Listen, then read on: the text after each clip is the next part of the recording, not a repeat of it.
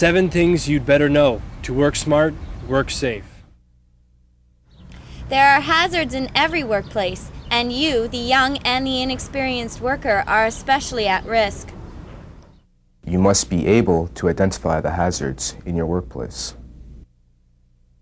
You have the legal right to protect your health and safety.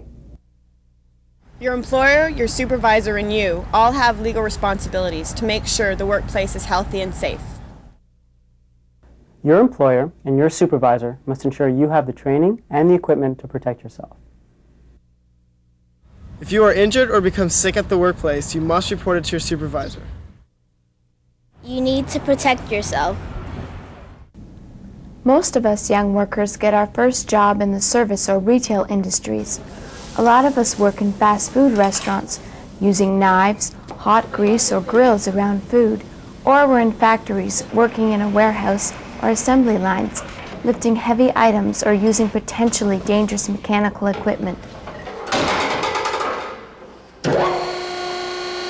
The most common injuries are burns, cuts, and punctures, as well as sprains and strained muscles. Where heavy machinery is used, amputations can occur.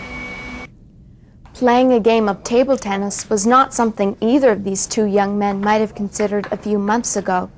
But this is more than just a game. It's a part of their physiotherapy. Both Marco and Sandy are survivors of industrial accidents. Marco tells of his experience. I picked up something from the floor, which we were told to do, and pry it loose with our hands to try to pry out the piece of metal that was stuck in the press. So I did that for a little while. Nothing came loose.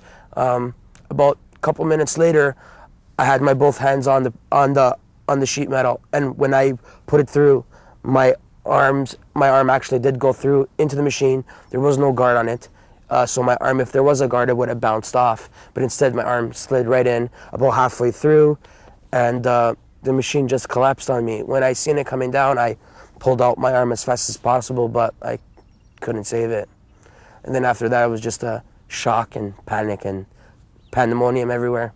People not ready, didn't know what to do, really scary. My life was over. I was only 20 years old. I just lost my right hand. Sandy reflects on his circumstances. It was done so nonchalantly that it didn't even occur to me that anything would be around there. There was never any warnings from anyone to say anything. Obviously, if there was a broom or if there was some kind of push broom in some sense, I would have obviously used it.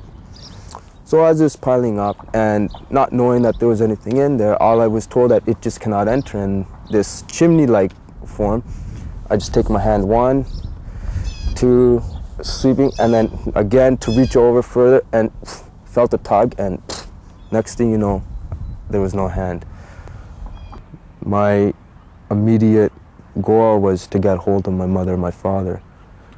I wanted the two to be together when they heard the news.